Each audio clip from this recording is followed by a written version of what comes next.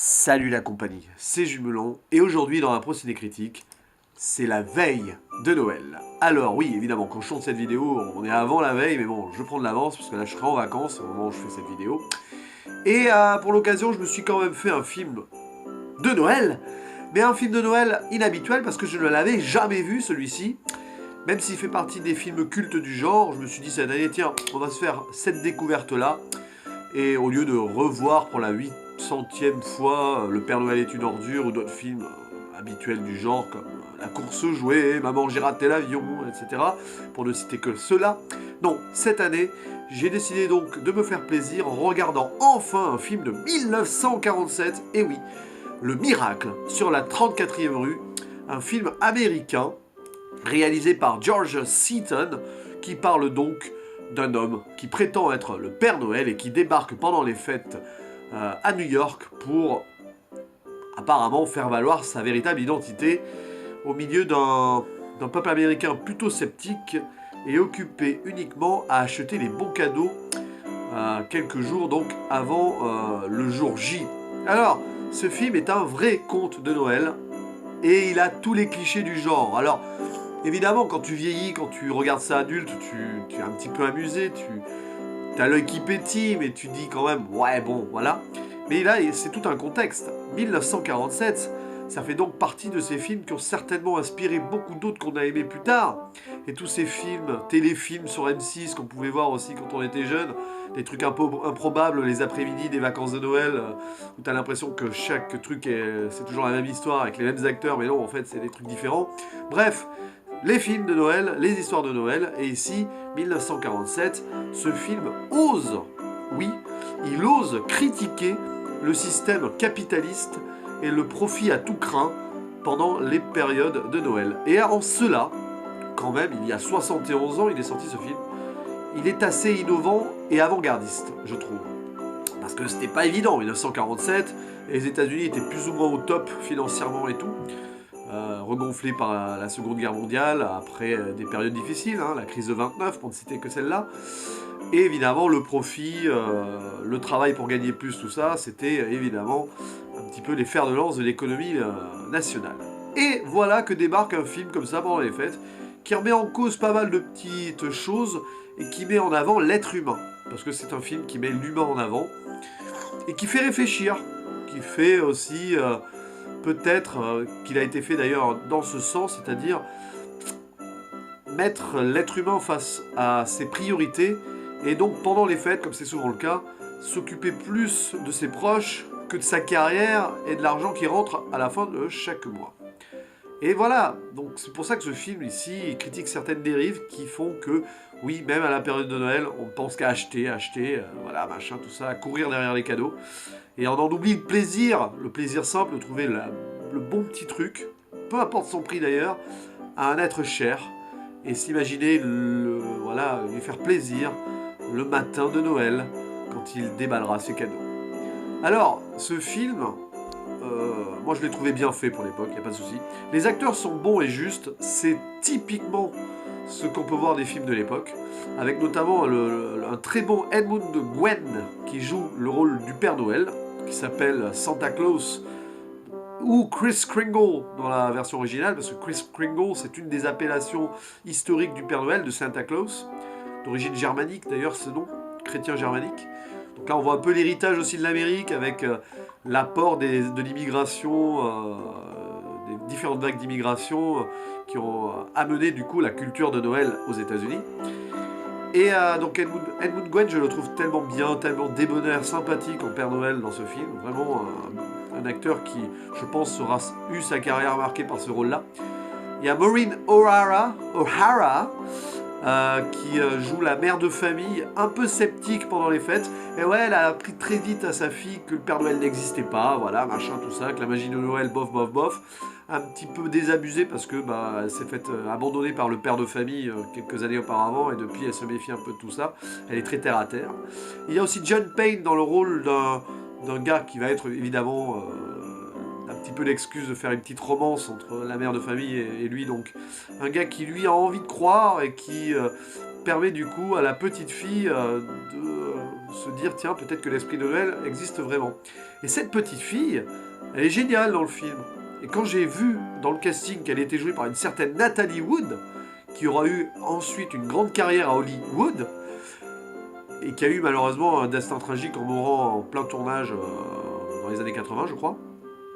Oui, il y a même eu une histoire comme quoi elle aurait été assassinée, enfin bon, c'est très glauque, par un acteur connu d'ailleurs, celui qui a joué dans l'agence touriste, qui me semble. Bon bref, je suis en train de totalement dévier, surtout que c'est pas très esprit de Noël, parler d'un meurtre, oulala, ou pas, enfin d'un truc qui pourrait être un meurtre. Bref, la jeune Natalie Wood, qui doit avoir même pas une dizaine d'années, loin de là même je crois, je sais pas quel âge elle avait, tiens on va vérifier en direct, soyons fous. Voilà, elle avait 9 ans, 8-9 ans, voilà. Et elle joue parfaitement cette petite fille qui... d'abord essaye de croire à Noël malgré le fait que sa mère n'y croit pas, et puis qui peu à peu gagne confiance, et c'est un peu le fil rouge du film, et c'est un peu à travers elle qu'on va voir si les personnages vont vraiment croire ou non que cet homme sorti de nulle part, Kris Kringle, est le vrai Père Noël ou non. Voilà.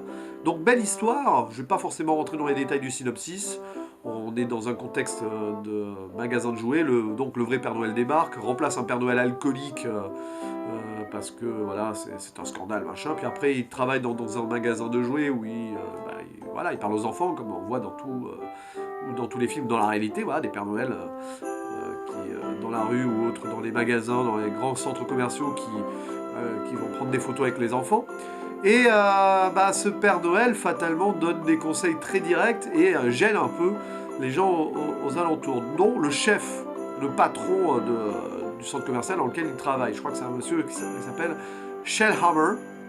Et forcément, on voit directement ici la dichotomie entre le profit avant tout, voilà, on s'en fout de ce que les enfants veulent et tout, l'important c'est qu'ils achètent dans notre magasin, et le Père Noël qui dit « Oh non, mais si tu veux trouver ça, va dans l'autre magasin, c'est moins cher, et ici tu ne trouveras pas, ou alors à hors de prix. » Et ça plaît pas. Ça plaît tellement pas que les gens commencent à le prendre en grippe, ce Père Noël. C'est assez improbable, parce que le gars, il est super sympathique et tout, finalement. Ils essayent de le faire passer pour fou. Bon, ça encore on peut comprendre. Et après tout, vous avez qu'à le virer et puis ça s'arrêtait là. Non, le faire passer pour fou. Et après, pire encore, le film se termine sur un procès qui doit décider si oui ou non cet homme est le vrai Père Noël ou non. Incroyable. Et voilà, une fin de film qui me fait penser à un certain... c'était un film que j'ai vu avec un... C'est pas l'extravagant Mr. Deeds aussi, c'est ça, ou un homme simple et tout, tellement simple et tellement sympathique, finit à la fin par se retrouver un petit peu jugé pour ses bonnes actions dans un système trop axé sur l'argent et le profit. Ça m'a fait un peu penser à ça. Et évidemment, ça me fait penser à un autre film de l'époque, culte, Esprit de Noël, c'est La vie est belle, It's a Wonderful Life de Frank Capra. C'est un film très capraien en soi, avec la grandeur en moins, quand même, c'est beaucoup plus naïf et simpliste ici. C'est plus conte de Noël direct, plus pour enfants, que La vie est belle, il y a quand même quelque chose de plus mature et de plus dramatique derrière, je trouve. Mais franchement, c'est un film à regarder en famille. Et si là, en regardant cette vidéo, que je pense poster en début de journée, d'après-midi, le 24, enfin, c'est idiot ce que je dis, mais oui, probablement. Là, alors que vous êtes en train de finir les préparatifs des cadeaux, ou que vous êtes en train de réfléchir ou de peaufiner le repas du réveillon de Noël, si vous avez le temps cet après-midi, que vous recevez les enfants en avance avant le repas, ou demain après-midi, après avoir ouvert les cadeaux et tout, regardez ce film si vous le trouvez quelque part, parce que même pour les jeunes, il fera du bien.